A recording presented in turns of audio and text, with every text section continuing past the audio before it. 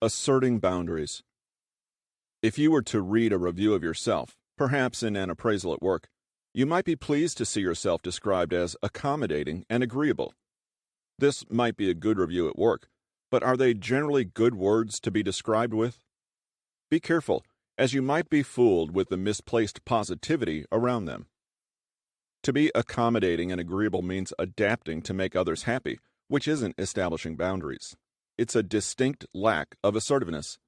It's not bad to be agreeable, and often this comes from a place of empathy, a psychological desire to create social harmony and to make life better for everyone else. By itself, it's a positive force and neutral at worst. But it's the way that you might allow yourself to blur your lines in the name of agreeableness that it becomes a negative force in your life. Agreeableness can also come from a desire to be liked, resulting in a lack of genuineness and suppression of the self. In an interesting display of the complexity of human nature, most people are actually annoyed by people-pleasing.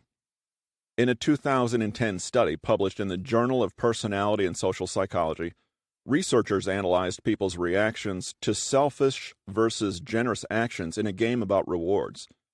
They found that instead of appreciating the generous players, these were actually as equally disliked as the selfish ones.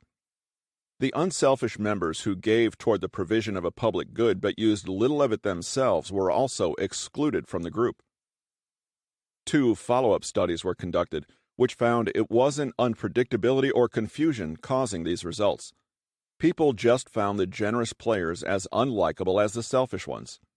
It seemed that these agreeable players made other people feel bad about themselves. They were also deemed rule breakers. Although they were breaking the rules of negative social norms in a positive way, it was too much. Trying to be too nice, whether to impress or due to a craving for social harmony, actually caused people to exclude them from the very group they wanted to help. You may have tried taking on the dirty jobs nobody else wants, or paying a bar tab at a work party in the hope it would endear you to a group. This is actually likely to have the opposite effect. Your extreme generosity makes people just as uncomfortable as the selfish people who make life more difficult or refuse to contribute. Going against the grain, even if that's by doing good deeds, makes you stand out as a target. You're actually just as likely as the selfish person to be recommended for voluntary redundancy or to find there never seems to be room for you in any of the cars on road trips. University of Notre Dame researchers in 2011 found that disagreeable employees earned more than their agreeable counterparts. Disagreeable men earned 18% more than agreeable men.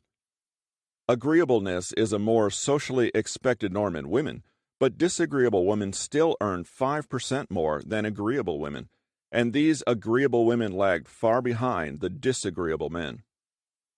Agreeable people do just that. They agree, don't rock the boat, and don't dare to tread potentially controversial topics like pay raises or higher starting salaries.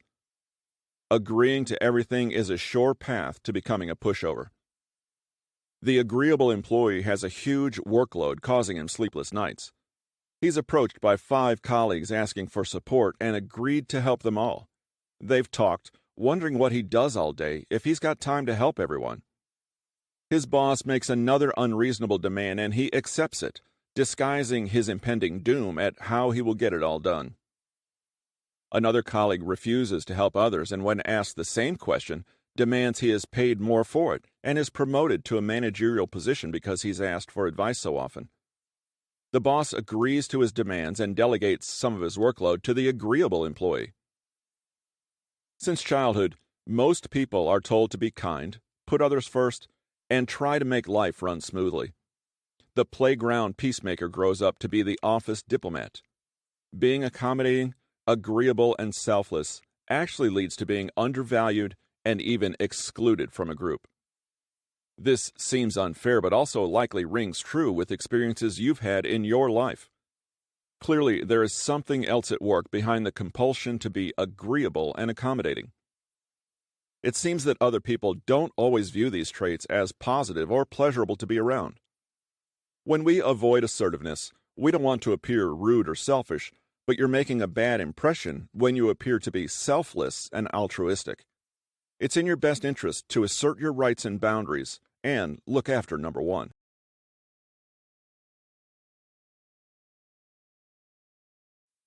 Today's material was from The Art of Everyday Assertiveness, now available as an audiobook on Audible.